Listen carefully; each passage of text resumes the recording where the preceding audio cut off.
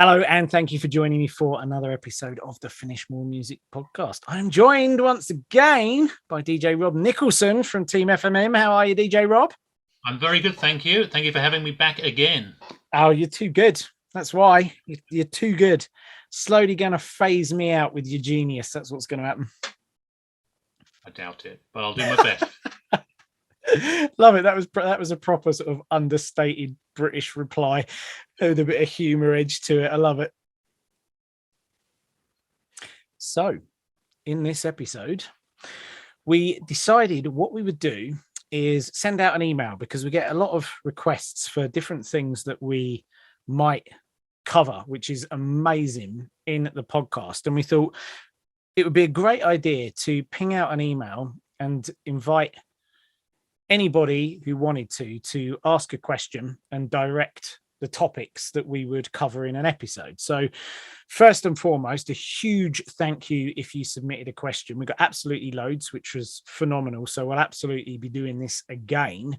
And what we're going to be doing is grabbing 3 or 4 questions to go through, topics that we think are interesting, topics that were recurring that have come up, and then sort of unpacking some thoughts around those and some advice, and of course helping with the questions. And Rob and I will jam because Rob is a music producer, and he's as you'll find out with the first question as well, which is very pertinent, super busy gentleman as well, because we fly pretty fast with a lot of the initiatives and projects that we decide to do in the team. And it can be a bit of a baptism of fire when people come in, and Rob's super ingrained in it and absolutely killing it, which is amazing. And it links in, so I won't give too much away to our first question, but should we get rolling, Rob? Who is asking the question, and what is it?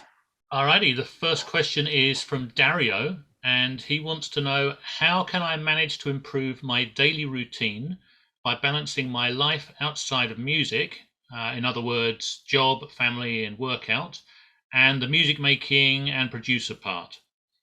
I heard and applied my morning routine, but I want to go deeper into this subject. And there is a PS. If you can interview some melodic techno producers like Ben Boma, Marsh, Jordan Post, Lane 8, you would make me a very happy man. Awesome. So loving the PS. Let's start there. It's a good place to start, the PS. Absolutely. We can look into bringing melodic techno producers on. And Dario, feel free to hit us up as well, whether you reply to the same email that you sent this question to, or whether you want to hit me up on Instagram at I am Keith Mills. What would you like to find out from them? It's a really sort of interesting piece of this. Is there anything in particular that you'd love to hear from these guys and girls? And that also is really interesting because I want to open the door to everybody who listens to the podcast. Are there guests you'd like to hear on the show? What kind of questions would you like us to get to the bottom of when we do have guests on the show? And absolutely, we'll start asking the questions, and we'll reach out and speak to the kind of people that you want to hear from. We've had some amazing guests. We've got some incredible ones coming up as well. I've just been recording some really good shows, but recently we've had the likes of Rodriguez Jr. on the show. Carl Craig's been on. We've had Sasha's producers on. We've got coming up, little spoiler alert for you, Josh Butler, which is an amazing episode that I've just recorded. So we've had, a who's who of people, Harry Romero, house, techno, and all the different flavors in between. But if there's some people you want us to get on the show and you've got some burning questions, do reach out and we'll absolutely look into it for you, in the same way that I'd love to hear about topics. What's going to help you on your creative journey to move forward? Are you experiencing any blocks? Are there any things that are in your way at the moment that you think we might be able to help with? Please do reach out, because we love hearing this stuff. We love to drive our content in a way that's meaningful to you. That's why we do what we do. So what better way than for you to actually reach out and let us know? So first of all, Dario, thanks very much for those recommendations. That's absolutely superb. Now, to get onto your question, first and foremost, DJ Rob, the podcast where we talked about the morning routine was which one? That was number 103. Okay, so That's how how I I structure my morning for success. brilliant, perfect. So if anyone's wondering about that, that's an episode where I break down the morning routine that I use, which I've sort of developed and worked on for many years, and it's the cornerstone of every single day. The morning is the rudder of your day, a Jim Rohn quote, and I found that to be absolutely true. When you lock in your morning routine, the impact it has on the rest of your day is phenomenal. So if you want to grab any ideas from the things I do, or get ideas for how to structure your own morning routine, that's a great podcast to go for. So Dario's question is obviously now encompassing sort of the entirety of every day, and how we spend our days is how we spend our lives. How to balance creative output, work, relationships, other commitments, and all of those things. Incredible question. So the first thing that I would say here is, if everything is a priority, then nothing is a priority at all. That is such an important thing to lean into. In my experience, things come at us thick and fast from lots of different people. And this is getting quote heavy already, right? But if you don't design your life, somebody else will. My gosh, never a truer phrase has been uttered. If we don't direct where we want to put our attention and what we want to focus on and what's important to us and the direction that we're heading in, other people, whether it be at work, our relationships, friends, they're going to start using up that time and directing it for us. They'll design our lives and we'll be at the whim of them because we don't have our will focused on what's important to us. So there's a couple of things, Dario, that I'd really recommend for this. If everything is a priority, nothing is a priority at all. So what's the real priorities to you? What in your heart are the most important things? And then what are the things that aren't priorities? So we had not too long ago a podcast episode, which was 157, boost your productivity with the hidden power of the don't do list. And there was a little story in there, and I'm just going to read it out again because I think it's so powerful, from Warren Buffett, who's the third wealthiest person in the world. So worth paying attention to. It doesn't mean we have to implement what other people say just because they're successful by conventional means, but this idea of listening and taking on and seeing what resonates with us. But it strikes me, third wealthiest person in the world, it's at least worth listening to and internalizing what this gentleman has got to say. So the story goes that Mike Flint, who was his pilot for 10 years, was talking about his priorities when Buffett asked him to write down the top 25 goals and dreams he wanted to achieve in the next few years or even his lifetime. Then he asked him to review his list and circle the top 5 goals that were the most important to him. As they were all important to him, Flint found this step very difficult. So before I carry on with this, there is the first point about this. Deciding what the rocks are, what the priorities are in your life is difficult. And that is why most people don't do it. And therein is a choice immediately to make. Is this something that you're prepared to spend the time wrestling with in order to elicit what are the top 5 priorities for you? So when this was done, Flint was left with these 2 lists. List A with his top 5 priorities that are circled, and then the remaining 20 on another list. And Flint suggested he would get started on list A straight away. And Buffett asked him, what about list B? And Flint replied, well, the top 5 are my primary focus, but the other 20 come in a close second. They're still important, so I'll work on these intermittently as I see fit. Seems quite logical, right? They're not as urgent, but I still plan to give them dedicated effort. To which Buffett said, no, you have got it wrong. Everything you didn't circle just became your avoid at all costs list. No matter what, these things get no attention from you until you've succeeded with your top 5. So this is the first thing that I would focus on, Dario, because if we've got too much stuff going on, no amount of advice on how to manage this is really going to help, because there's only so much time, energy, effort, and bandwidth that we all have, particularly bandwidth. we often look at a day and we stack it up with things. Oh, I'm going to do this, that, and that. And then I'll come home and do all this music production stuff.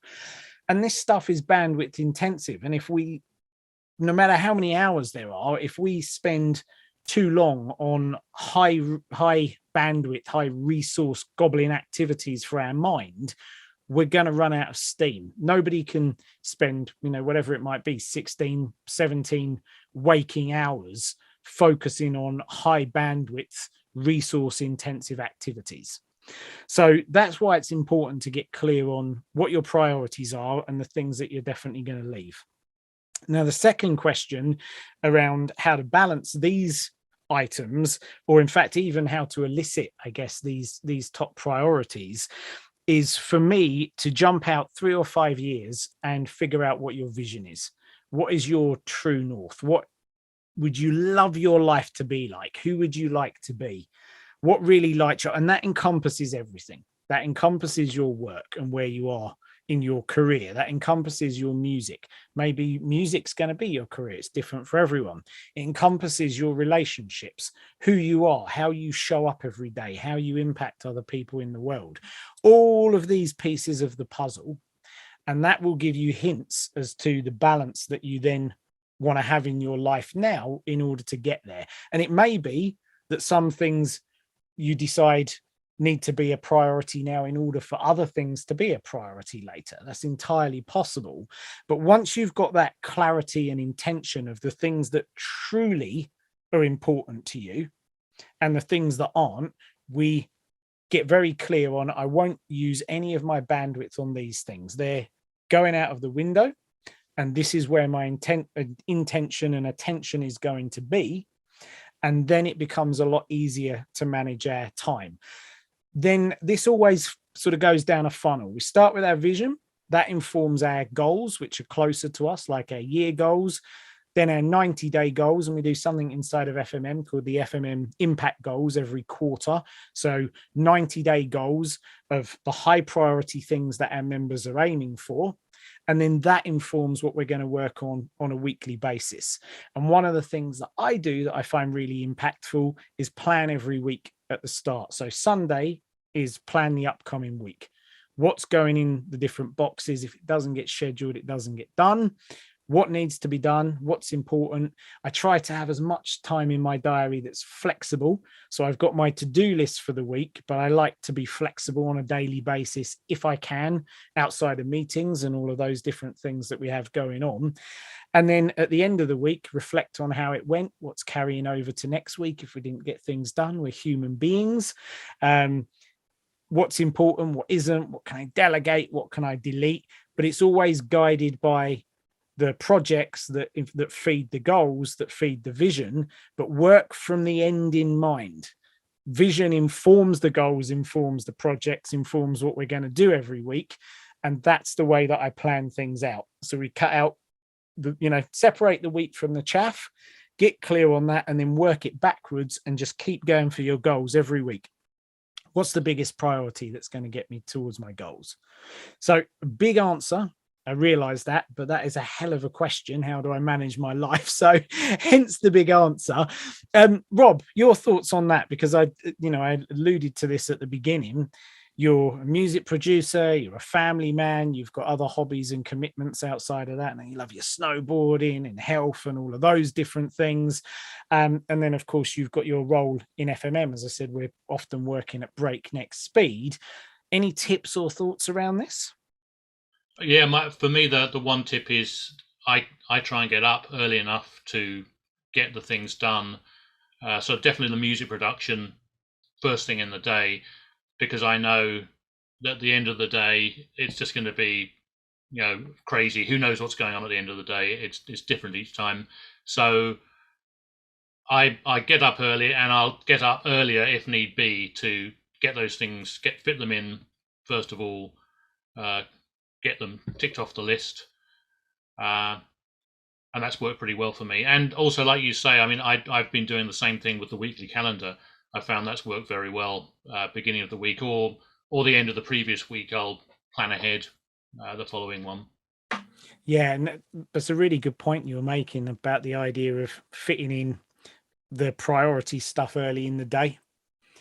Because number one is when we've got the most bandwidth and we're at our freshest. But number two is this, the analogy that everybody knows, I think, of you've got your vase and the rocks and the most important things to do in your day. Then you've got the pebbles, which are the next most important, and then the sand, which is just the wasting time stuff, or potentially the other people designing our life for us stuff.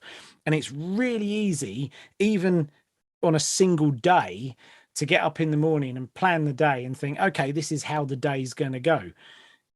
How often does that happen? How often does the day go as you think it will?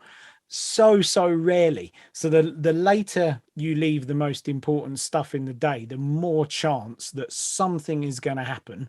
Well, we all know it's never going to be exactly as we plan it, but something is likely to come in. So it could be something as simple as the phone going and it puts a anxiety in somebody's mind, and then the whole house of cards comes down, or it could be some kind of commitment where we need to rush off and genuinely pay attention to something for hours, or a disruption, or any of those things could crop up.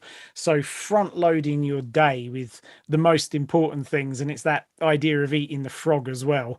Often these are things that we have the most resistance to and the scariest things. I think, yeah, you're totally on point. The morning and the earlier part of your day, getting the stuff that you're passionate about, that is important to you, and the word important simply means, does this align with my goals? That is the big deal with this. Does this align with my goals, the goals of the team that I'm working in, for example, as well? Important is it aligns with my version of success. Everything else is unimportant. And that's kind of the way to think about that. So I think we've covered the question. Rob, unless you've got any other thoughts on that one? No, only I'm just thinking about sand now, talking about the sand throughout the day. That sand comes in and gets everywhere, and yeah, any plans you may have had out of the window. So yeah, I like the analogy. Yeah, totally. Shall we move on to another question? Let's do it. So we are on to Axel. Axel asks how to find engineers and sound designers to collaborate with in order to finish, and he's got this in quotes, very good but unfinished and clumsy tracks.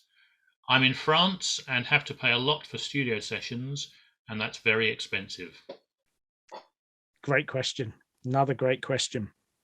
Okay, I'm going to take this in a slightly different direction to what you might have imagined, Axel, but I'll absolutely answer the core of the question as well. But there is a word in here which always gets me going, and everyone I coach knows this, everyone in my mastermind group knows this, is this word expensive.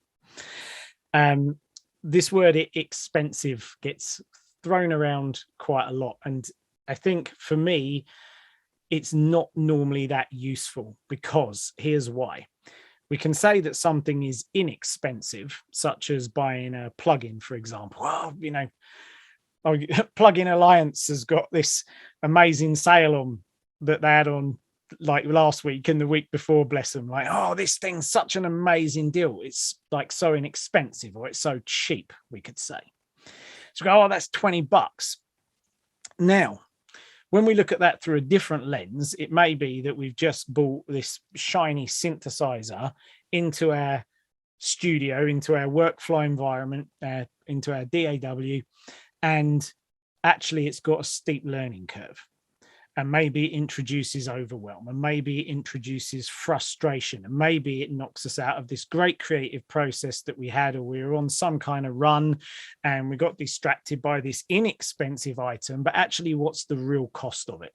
The real cost of it is it completely knocks us out of our stride, and maybe it just ends up being yet another plugin that's sitting on the hard drive. So now, is it expensive or inexpensive? And what about investing in ourselves? What about maybe a course or another way of growing and learning ourselves comparatively compared to the $20 we're talking about? We might look at that and say, well, that's a really expensive thing. But actually, if you invest in yourself and you grow as a person, that's going to consistently pay you back in dividends for the rest of your life. You're now this leveled up, more efficient, more effective more likely to chase down your goals and vision version of you than you were before. So really, is that expensive?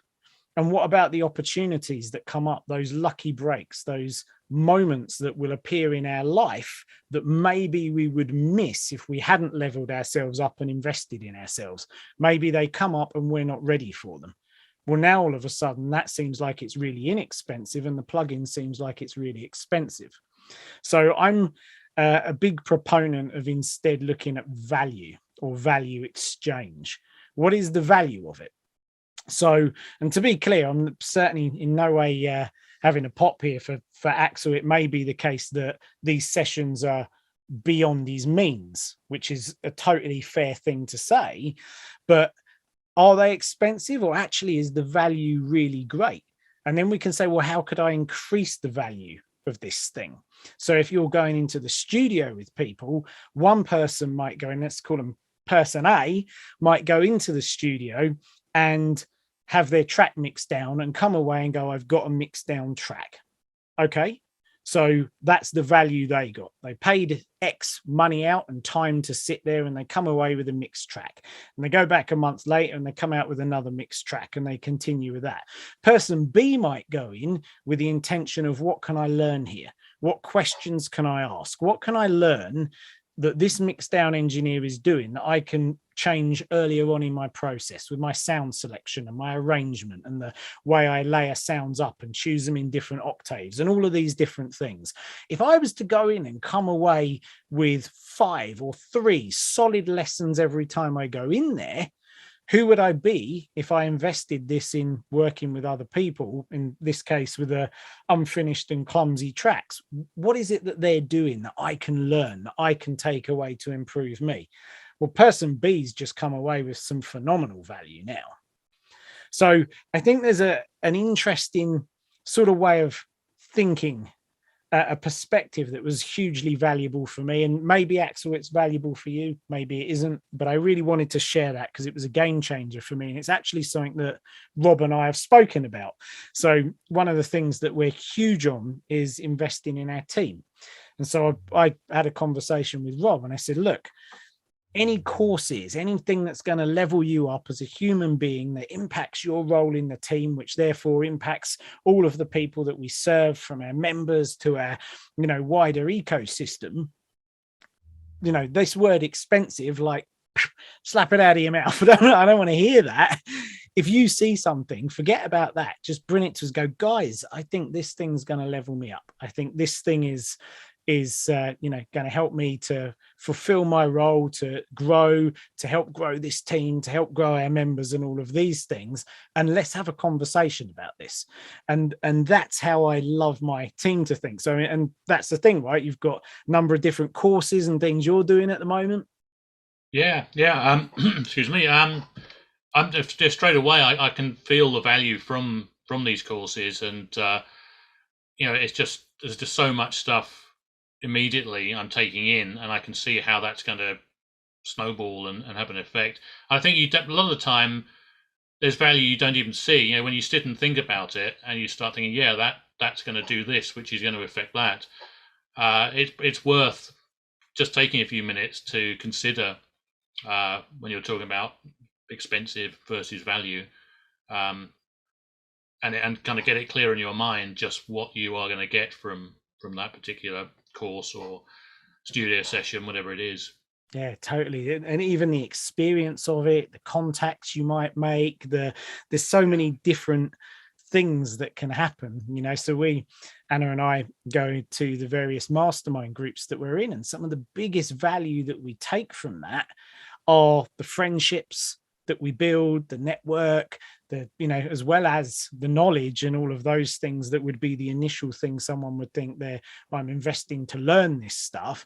We're all about turning up. How can we grow? Who can we meet? Who could be in our circle of influence and our friends and all of those things. And when we look at it like that, and one of the masterminds we're in is 30 grand a year, from a value perspective, we get that like 10 times back from the wonderful people we meet and how we grow. And then we get to bring that back and share information and knowledge with our team. And I share different ideas as well with the community from all these smart individuals that we're around. And it's try to be the stupidest person in the room or whatever they say. We're surrounded by like super smart people. And just also from sitting there watching how they operate. How do they show up in the world? What characteristics do they have that I can go, God, I really admire that. And that would really help me to move forward if I was to show up in that way, or to handle it in this way, or to have a conversation in that way. There's so much that we can do to increase the value of what we're doing when we, as you said, stop and think about it. And what do I want out of this? What could I get out of this? What game could I play when I've invested in this thing? Can be, the way that somebody shows up to something really affects the value, instead of just thinking people should feed me stuff all the time. It's like a two-way thing. You can actually extract so much more value from things by the way you show up, and give the other person so much more value as well. You can show up and be the person who provides the value to other people. So I think there's a real mindset around that. And I totally realize I've taken this way off course, but I really wanted to share that because it may be useful for Axel particularly to look at this and say, actually, what, sometimes this is going to be more valuable for me, or I can get a lot more out of this. Now, the second thing is like how to find other people, because it may be that it's beyond somebody's means to go and do these things. And that's totally legitimate thing. Sometimes something that we want is beyond our means, and that's okay. We can look at, how can I get there? How can I grow to that level? How can I get this comfortably in my means? They're good questions to ask. But right now, where can I find people to collaborate with? And Axel mentioned engineers, sound designers, people who can help to finish tracks. So the very first thing that I would say is online is a very powerful space. And in our community, we have people doing this all the time. People who are saying, hey, I can offer this. Can anybody help me with that? And we look at this idea of value exchange. So for Axel, he might be saying, look, can somebody help me to engineer this track? And the very good bit, I don't know what that means for him particularly, but maybe he's like awesome at writing melodies or drum patterns or both, or arrangement or whatever it might be at the core of his music that he's great at. And somebody else is like, God, I really struggle with melodies, but I've got the technical side down. So join a community, get around people who have got the vibe that you like. So important. Does their vibe match yours?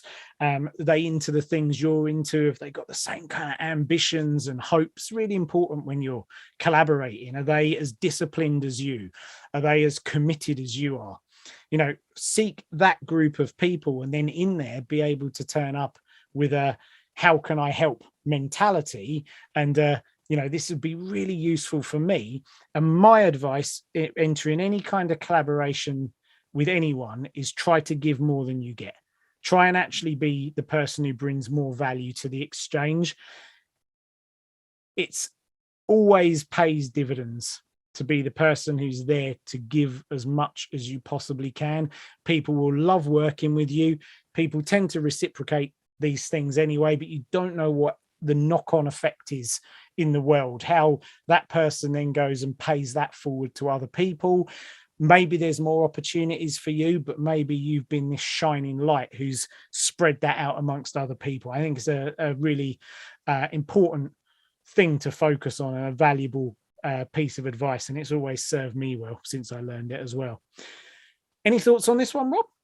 I was just going to say, FMM 162 podcast, knowledge shared is knowledge squared. Like it. He's on the ball. What's your experience been, Rob? Because obviously you've been a member of FMM long before you joined the team.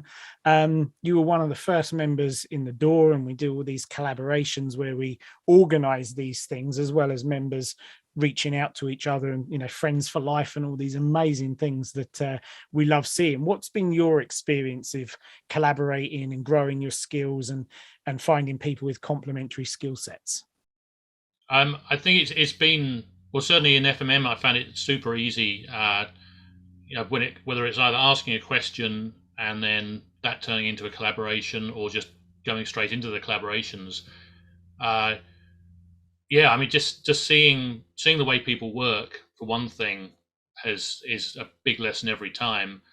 Um, and I always pick up so many tips, and then obviously you can go back and say, how did you do that? You know, can you go into it more? And then yeah, I mean, just that alone makes you want to share and want to get your own secret tips out into the world of the collaboration. Um, yeah, I just got good things to say about it. It's uh, every time I've done this, there's been some big lessons. There's been a bunch of small lessons, and I think I don't think I've yet missed a collaboration in FMM, and don't intend to, because it's a great level upper each time. Yeah. Yeah, it's a really good thing that you've touched on there as well. The idea that the amount of growth that people get from these exchanges, the collaborations, and we hear it all the time. It is one of these things that you get so much more out of working with someone, again, depending on how you show up to it, than you originally imagined, because people often go into we do these sort of collaboration events, and you give people things to stretch their minds and their creative skill sets, and often I think people will go into it a little bit nervous about what they might or might not be able to contribute, but thinking, oh, we're going to come out of this with a couple of tracks and that will be cool. And of course it is great to come out with a couple of killer tracks, particularly if you go on and get them released. It's like an added layer to the cake, if you like. However, often it's so much more, as we talked about, this idea of the personal development and who you become as a part of the process, that then kicks on into your own music, that is the real takeaway from it, or the biggest takeaway, let's put it like that. Yeah, and I still, like you say, I go into these collabs always thinking, oh, I'm not going to be able to share anything. It's I'll be learning stuff, but I won't be sharing stuff. And yet, once you do get into it, it's it just kind of rolls that way. You're working on, obviously you're working on a particular track, a particular genre, so you're learning those specific skills from that genre. And yeah, it's always great to have a track at the end, but you're right, you're learning so much more than that. The real value is getting those extra skills and the extra insights. So, Axel, I hope that's answered your question. There's a big chunk where I went off on a tangent, but I felt it was valuable at the start. Bottom line is, if financially it's beyond your means, then look for where there's the value exchange, because you can provide so much that isn't attached to money and finances to any kind of collaboration.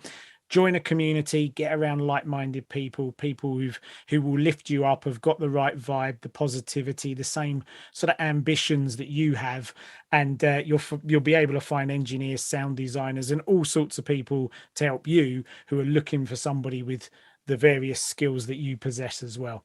So I hope that helped. What is next? Who we got up next, Rob? Okay, Charles says, I am up to episode 81 on the podcast. I want to join the community. I'm especially interested in the workflow process. The podcast has given me insight. I'm ready to start exchanging ideas with other like-minded creatives. I want to focus on finishing my projects and sending them out to the labels. Awesome. Well, first and foremost, thank you very much for your interest in joining us, Charles. That's beautiful to hear. And absolutely, everything that you've mentioned there, workflow and community connections, exchanging ideas, focusing on getting your music finished and sending it out to labels. We have our affiliate labels. Lots of our members get releases with those. We do all the heavy lifting. We send the tracks over, liaise with them, make sure they get heard, feedback, or get signed. And then once a label wants to sign a track, we step back. We don't get any kickback. There's no funny business like that. It's just purely a resource for our members. So absolutely, you'll be in the right place. In the meantime, because we only enroll once per year, we do have some free training around the workflow process coming up for you, Charles. So it's called the Finish More Music Blueprint. It's a free piece of training. We again do it once per year because it takes a lot from the team and I, because it's a complete piece of training. You get highly produced video series. There's live training from me answering your questions and teaching new things and new ideas, a lot of the cutting edge stuff that I've learned as well. And the promise of the workshop is simple. At the end of it, you're going to walk away with a proven creative process in order to finish all of the tracks you start, and importantly, to be able to consistently level them up as well. So if you're somebody who's hit some kind of plateau with your music that you're struggling to break through, so maybe you're finishing the tracks, but it's like just can't seem to get them over this hump, the quality remains the same. The entire workshop is all about that. And the important thing is that it's not a passive experience. It's not, here's more courses, just watch this stuff and pile on the overwhelm to the ginormous plate of YouTube tutorials and other stuff that there's an amazing abundance of things, but it's so abundant, often people get kind of crushed under the overwhelm of it. This is something we actually be taking action. So you'll get workbooks, roadmaps, all sorts of process sheets to follow, as well as writing your music. And we've got a community that we're setting up specifically for it as well. So you can ask your questions and connect with like-minded producers in that as well. So we've got that coming up first on the 21st of April for you. And then after that, for anyone who wants to go even deeper into the training, into the workflows, and join the FMM community and work on a more direct level with me and my team, that option will be available. So it's a complete piece of training end to end. We've had people join it who've not finished a track in years, who are, identify as perfectionists, and people who've got lots of self-doubt, wonder, are they ever going to be able to write music? Do they have the talent? They can't feel the music, all of these kind of question marks, and giving themselves a hard time. People who think that maybe it's the last roll of the dice for them as well. Every year it's, oh, this year will be different, and it hasn't been for years and years. And we've had these people finish 2-3 tracks just in the workshop alone. So it is a complete piece of training. It's completely free. finishmoremusic.com/waitlist to get involved. Charles, anyone else who that idea resonates with them, can't wait to work with you. It's super, super exciting. Rob, you've done the workshop before yourself, haven't you? I have more than once, and I've finished tracks in it myself. I thought, oh, I'm doing well here. I knocked out a track, and then you hear that someone has just finished their fourth in that period. And it's like, wow, yeah. And that's why I go back and do it each time, because I know I'm going to be able to produce a track in that time. It's fun going through the training. It's a refresher for me. Absolutely well worth doing. And that's the great thing, because I have loads of our FMM members get involved, so there'll be lots of our members, and that can be people like Rob, because Rob's super experienced, got loads of releases. And Rob, yourself, we've actually got your case study, haven't we, that we recorded in London. You were struggling up against it with writing your music. Now you're super prolific, doing really well, and we have other members like that as well in the community. And I love it because they want to help people as well. They're kind of there bringing a load of energy and helping people and asking their questions. It's a lot of fun, and we absolutely love doing it. So as I say, we do that once per year. It's something we love to do, help thousands of music producers with it. So if you're listening and you're like, you know what, I have a bit of that sounds like me, I want to be involved, finishmoremusic.com/waitlist. And as I say, it is completely free, no strings attached, a complete piece of training for you. So I hope that helps, Charles. I think we got time for one more Questione. What do you got for us, Rob? Alrighty, and I just wanted to say that Charles mentioned episode 81 where he's got to, and that's entitled "The Difference That Makes the Difference." Awesome. Good, maybe the workshop could be that. It has been for a lot of people. So yes, okay. So this is Aom. I think I've said the name right. So Aom wonders, what should a perfect mix sound like, and what should you leave for the mastering engineer? Is there any good way to reference this? Okay, super cool question. Thank you very much for sending that in. So there's maybe a couple of different threads to go for. Now I know that perfect is put in speech marks here. It's not a, perfect. However, I think it is something worth sort of expanding on a little bit, because mixdown is one of these areas that it's natural, I think, for a lot of people to think that, this track can have an optimal best mixdown applied to it. Now, that is really, really subjective. And what I mean by this is that, and this would be a great thing for anybody to do. I think there's a really powerful lesson contained in this. If you were to go online and grab your favorite label, for example, or maybe a couple of your favorite labels, and have a listen through to the tracks on there, big tracks, things that are blown up, things that you really love, and listen to the mix downs of the different tracks. Maybe not one single artist, although you might find that, and you will find that if you search just a little bit, not too deep. But maybe just stick to the label and different artists and listen to the mix downs. And what you'll discover very, very quickly is how varied they are. And that could be in terms of what we might in our heads think of quality. We say, well, actually, you know what, that one sounds a bit rough around the edges, but my God, it's such a good tune. And you don't have to go too far back in history to find some of the most iconic, amazing tracks that were as rough around the edges and a bit muffled and a bit masked, and by the pristine standards that we could achieve today, you're like, well, that's quite far off, but it's part of their charm and beauty. And what matters is how good the track is. But if you just compare stuff today, and I did this with my mastermind group with FMM Plus, I was like, okay, here's an example for you. And I grabbed a track and a remix of that track. So pretty much as close as I could get in terms of sharing similar elements. They were both in the same genre. They were both huge on the dance floor. And when I played them, the contrast in the mixdown was huge. One was heavy and claustrophobic, and the bass was really pushed forward, and it just had a dark sound. It was nothing to do with the elements that were picked. It was just how it was mixed. It was kind of rich and thick and vibey. And the original of the track was the exact opposite. It was all about clarity. It was pristine. It was sparkly. It was open. It was spacious. They both sounded awesome. They were kind of polar opposites in how you would describe the mood, the vibe, and the like kind of the overall texture, I guess, that was created via the mixdown.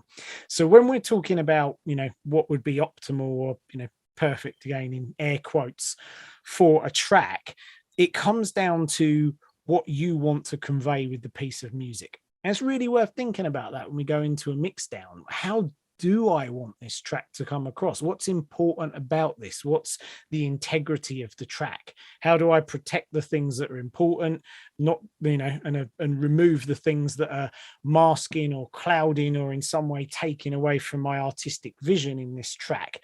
Really important questions to ask. And then of course there are things about whether we want it to be this loud and all of those different things. But you can listen to techno tracks that are like all muffled and kind of dark and seem to be lacking in so many different areas, but they just sound great for what they are, versus what could be a pristine, I'll pick something like trance. Some trance music is really pristine and clear and has got such a kind of sharpness to the mixdown.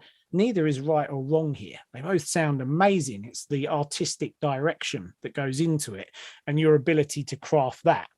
And simultaneously, we've had a lot of instances where our members have sent a track off to a mixing engineer and it's come back and there's nothing wrong with it, but they don't like it because the mixing engineer has, taken something they like and put it at the back and put what the mixing engineer thinks at the front. And again, it's the same piece of music, but the interpretation of what the end of it is going to sound like after the mix down is very different. So I wanted to chuck that out there first. I think it's a really interesting perspective to roll around in your mind. Then when we get to this idea of what should you leave for the mastering engineer, well, ideally as little as possible, but ultimately your level and your skill is where it's at now. And you'll quickly go into the law of diminishing returns with a mix down. The first kind of 90 minutes of it is where the bulk of the polishing and the getting it to your artistic vision is going to live. After that, we start to bit by bit get into the law of diminishing returns, and it's not too long until we can easily slip into a space of I'm not sure if I'm actually making it better. I'm not sure even what the integrity of the track is anymore. I can't hear the wood for the trees. I know the analogy doesn't quite work, but it makes sense, I'm sure, on some level, and potentially start making things worse. So ultimately, you can take it as far as you can take it. And if we go back to this idea of thinking of, plenty of music that's out there that is not got the most advanced, most, let's say, skilled mix down, that sounds absolutely incredible, to the point, and I'll say this as well, we have members who've got releases on big labels where they've sent the track off and it hasn't been mixed down, or someone's picked it up when they're talking to them at some point, I love this piece of music, this is great. That can happen as well. So it's take it as far as your skill level will let you take it, and then get it off to a label. And if it gets signed, then you can concern yourself with a mastering engineer. Now, when you get super good at mix down, the mastering engineer is going to add like an extra 3% of magic, let's say, on the top of it. And it was interesting. So I used this number for a while, which is of course an arbitrary number that I've sort of plucked to say it's really just this kind of little bit more of a push. But actually, we had Hannes Beger, who's an amazing mastering engineer, in, and he was saying exactly the same thing. I think my job, he said, if I get a mix down that comes in that's, from someone with a degree of skill behind it, or if I've mixed down the track myself, I'm probably adding 3%. So he was kind of conveying the same sort of idea behind this. So it's not a case of leaving anything for the mastering engineer. It's a case of taking it as far as your skill set will allow it, and then being mindful that's where I'm at right now, and that's okay. If you've got, quite a few steps to go, that's totally fine. If the piece of music is good, if it conveys emotion, if people feel it, if it's fit for purpose, if it's for the dance floor, if people dance to it, and it's got the dynamics and it's got the emotion and it's got, if you've got an uplifting breakdown that touches people, that's going to carry it so much further than, spending more and more hours trying to get the mix down just right. So my advice is, don't leave anything for the mastering engineer, because you take it as far as you can take it, and whatever is left, they'll do the best with it. And as you get better and better and better, probably their impact will get less and less and less, until there's such a point where you're sending something that sounds wicked to them already, and they'll do the extra bit. But most labels, a lot of labels will do the mastering for you, and they won't expect you to be sending them a track that's already mastered. Take it as far as you can, and if they love the music, then they're going to help you to take it that next step to get it ready for release on their label. So that's my best advice on that one. Rob, any thoughts around the mix down, because it's a hot topic that comes up a lot? Yeah, I love what you're talking about with the because it comes down to taste, a lot of it, and I'm thinking most of my mixing decisions, it's kind of creative mixing. I don't think an awful lot about, I don't spend that much time trying to make the mix sound good, and often I'll take it the opposite direction. And this again goes back to the music I love is music that was being made back in the early 90s in bedrooms with cheap, secondhand gear. It was really kind of just grungy, kind of nasty sounding, but it was good music, and that's what made the difference there. So yeah, I mean, I'm always throwing devices on there in Ableton, sort of tape artifact effects that bring down the like the higher frequencies get kind of cut off at like 12K or something crazy, and um, I really do end up making some of these tracks sound really what you consider bad, but I love the sound of it, and it's a creative choice, and um, you know some of these tracks have been released sounding like that, and The label guys have been fine with it. It's like, yeah, if that's what you want it to sound like, then cool. So yeah, most of my focus is really on the creative side of the mix, and not. I don't worry too much about the rest. Is that wrong? I don't think so.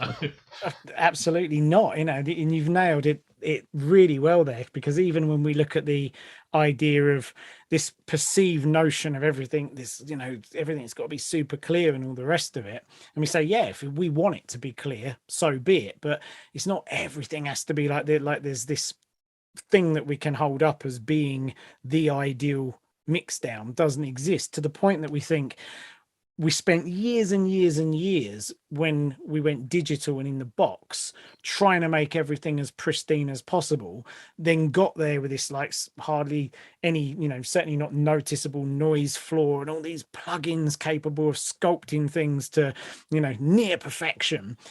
And then everyone went, God, that's a bit soulless. I don't like it. So now, as you mentioned, we've got all these plugins like, oh, here's an analog representation of this, or here's a digital thing that just smashes something to smithereens, or bit reduces the life out of this. And everyone, wants that character and that, kind of texture and griminess. Or say everyone, a lot of people do in their music, and it sounds great. It's got a charm to it, totally. Yeah. Yeah, I probably over-egg it, but that's what I like. There we go. Typical music producer, creative vibe. I'm no good. I don't do this well. Oh, always their own worst critic. I love it. Well, as a listener of your music and as a fan of your music, I'd say keep doing what you're doing. I mean, it sounds great. Awesome. And obviously all the labels do as well. So there you go. So that's the questions done. What episode is this? I believe this is 170. Oh, we've had so many interviews and things flying at us. We're kind of like, oh, which one's this? What's going on? So show notes, finishmoremusic.com/170. And if it's not this one, don't worry, just put /podcast and you'll go to the page of all of them on, and it'll be next to it somewhere. Absolutely love it. So I'd love to hear from you. Hit me up on Instagram at I am Keith Mills. Did anything stand out at you in what we talked about in this episode? Because although these questions were going in a certain direction, and I hope, guys, that we've answered your questions for you in a way that's useful for you, we kind of went off on some tangents with different things that were perhaps a little bit deeper or ran in parallel with them that I think were... I hope were interesting and resourceful things to talk about, and new perspectives to roll around. And as always, if something resonated and sparked some thoughts in you and you think will be useful going forward, that will mean the world to us. And I'd absolutely love to hear from you if that's happened. So at I am Keith Mills on Instagram. Other than that, that's us signing out. DJ Rob, thank you once again for being an amazing co-host. Always a pleasure. Thanks for having me. Yes, coming to some more episodes near you very soon. And on that note, peace out, everyone. Do take care. Until next time, happy music making.